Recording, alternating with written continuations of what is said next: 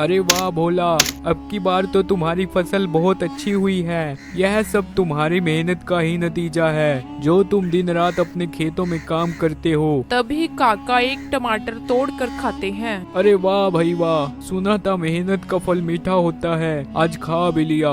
इतना स्वादिष्ट टमाटर मैंने जिंदगी में कभी नहीं खाया। बस काका, भगवान की दया है, कल ही सारे टमाटरों को तोड़कर बाजार बेच आऊंगा। इतना कहकर भोला अपने घर की ओर चल पड़ता है। भोला एक गरीब किसान था जो अपनी पत्नी सृष्टि और अपनी बूढ़ी माँ के साथ रहता था, जो बहुत ही ज्यादा बीमार रहती थी।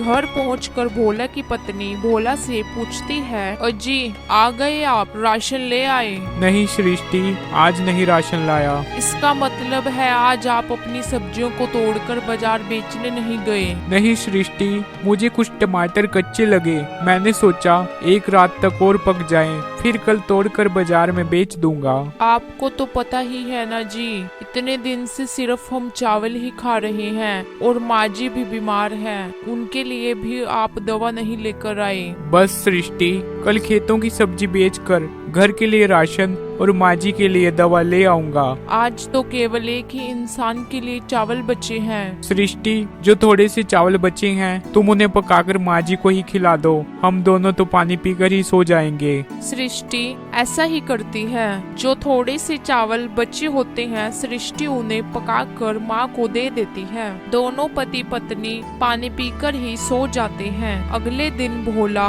अपने खेतों पर जाता है तो वह देखता है कि उसकी सारी टमाटर की फसल बर्बाद हो चुकी है। सारे टमाटर की फसल इधर उधर बिखरी होती है। ऐसा लगता है जैसे किसी जंगली जानवर ने उसे बुरी तरह से नष्ट कर दिया हो।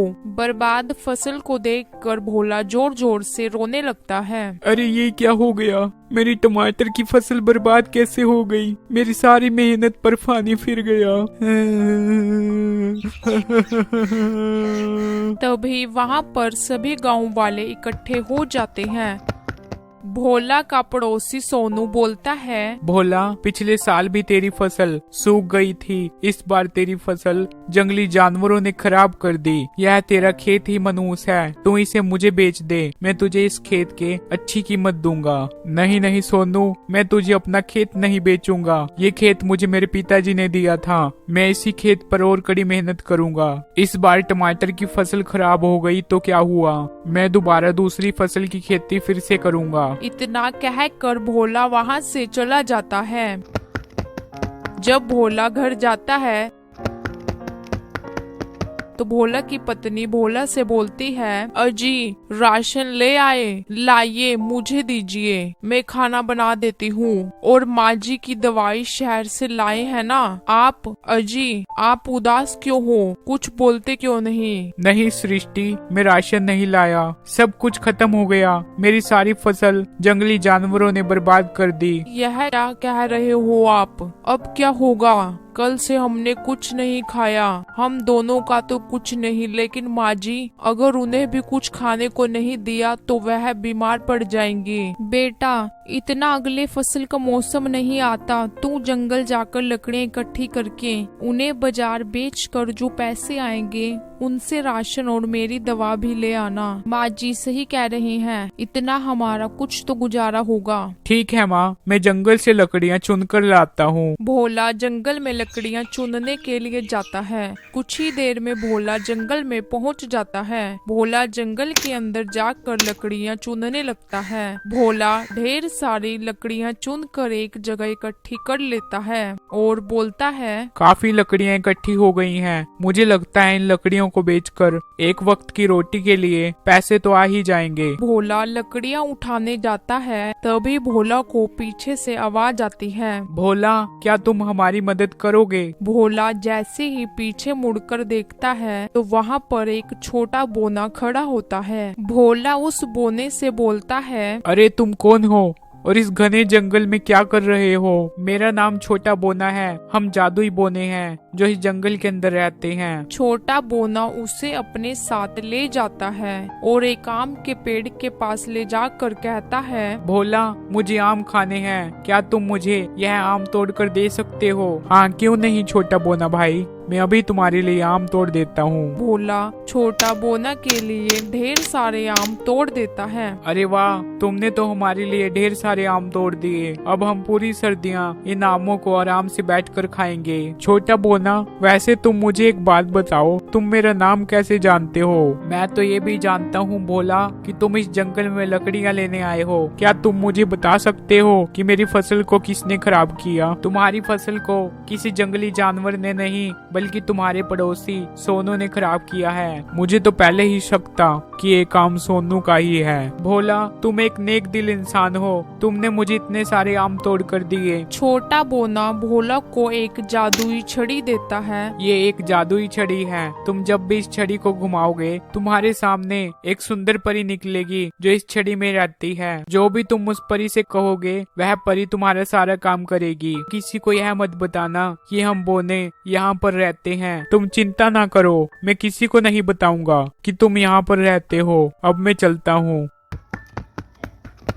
भोला वह छड़ी लेकर लकड़ियों के पास आकर सोचता है, एक बार छड़ी को घुमाकर देखता हूँ, क्या सचमुच इस छड़ी में एक परी रहती है? भोला जैसे ही छड़ी को घुमाता है, तभी छड़ी से एक सुंदर सी परी बाहर आती है। हुक्म कीजिए स्वामी, मैं आपके लिए क्या कर सकती हूँ? यह तो सचमुच की परी है। हाँ स्वामी, मैं एक असली परी हूँ। मैं आपकी क्या सेवा कर सकती हूँ? परी, इन लकड़ियों को उठाकर तुम मेरे साथ चलो। ठीक है स्वामी। परी एक लड़की का रूप ले लेती है और सारी लकड़ियों को उठाकर भोला के साथ भोला के घर पर चल पड़ती है।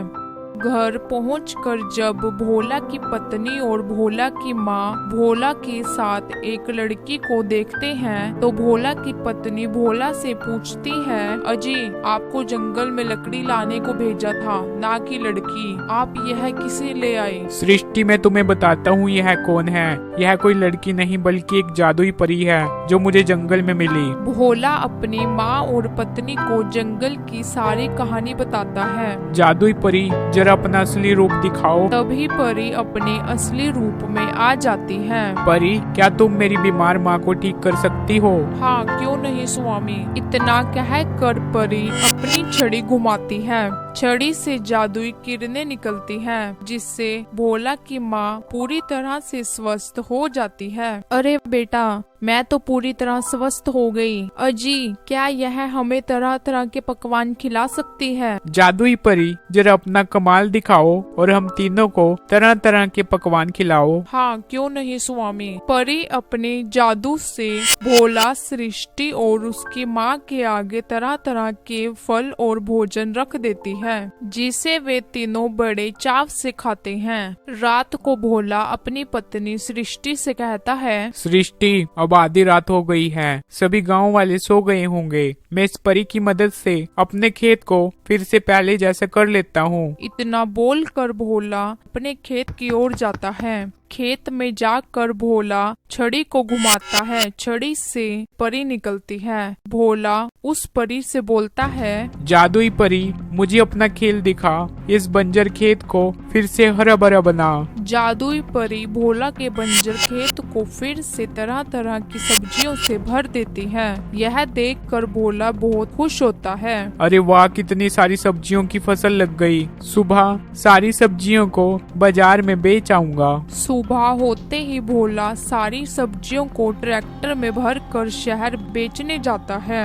इतनी सारी सब्जियों के उसे ढेर सारे पैसे मिलते हैं। अब भोला हर रोज परी के जादू से अपने खेत में सब्जियां उगाता और उन सब्जियों को बाजार में बेच कर आता। कुछ ही दिनों में भोला गांव का सबसे अमीर सेठ बन गया। भोला ने अब बहुत बड़ा घर बनाया और अपना खुद का ट्रैक्टर भी ले लिया। सोनू जब यह देखता है तो उसे अंदर ही अंदर जलन होने लगती है। एक रात सोनू छिप कर देखता है कि भोला जादुई परी की मदद से अपने खेत में जादुई सब्जियों को उगा रहा होता है। अरे, ये तो एक परी है। आओ परी, जल्दी से छड़ी में आ जाओ, कहीं तुम्हें कोई देख न ले। जब से यह छड़ी छोटा बोना से ली है, तब से आनंद ही आनंद है। एक बार उस छोटे बोना को जंगल में जाकर मिलकर आऊंगा। भोला और परी की बातें सोनू सुन लेता है। जंगली बोने, जादुई छड़ी और परी, ये क्या माजरा है। मैं भी कल ही जाकर उस छोटे बोने से मिलकर आऊंगा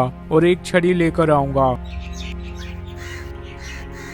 अगले दिन सोनू छोटे बोने से जादुई छड़ी लेने जंगल में जाता है। वह उसी आम के पेड़ के पास जाता है। कुछ देर इंतजार करने के बाद उस आम के पेड़ के पास वही छोटा बोना आता है और सोनू से बोलता है, सोनू, क्या तुम मुझे कुछ आम दोगे खाने के लिए? क्या तुम वही छोटे बोने हो जिसने भोला को जादुई छड़ी दी थी? हाँ, मैं ही हूँ। लाओ, मुझे भी छड़ी दे दो। नहीं सोनू, पहले मुझे तुम आम तोड़ कर दो। नहीं, मैं तुम्हें आम तोड़ कर नहीं दूंगा, पहले तुम मुझे छड़ी दो। लगता है छोटे बोने तू ऐसे नहीं मानेगा। सोनू उस छोटे बोने को पकड़कर उल्टा लटका देता है। अरे अरे, यह क्या कर रहे हो सोनू? मुझे नीचे उतारो, मैं तुम्हें अभी जादुई छड़ी देता हूँ। ला छोटे बोने, जल्दी से वो जादुई छड़ी दे। यह लो तुम भी जादुई छड़ी। इस छड़ी को एक बार घुमाना, फिर तुम इसका जादू देखना। मैं अभी इस छड़ी को घुमाकर उस परी को बुलाता हूँ। सोनू जैसे ही छड़ी को घुमाता है, तभी छड़ी में से एक डरावना भूत बाहर आता है। अरे बाप रे बाप, ये क्या बला है? वह भूत सोनू के पीछे लग जाता है। यह देखकर छोटा बोना भी हंसने लगता है। बुरे लोगों के साथ हमेशा बुरा होता है और अच्छे लोगों के साथ हमेशा अच्छा होता है।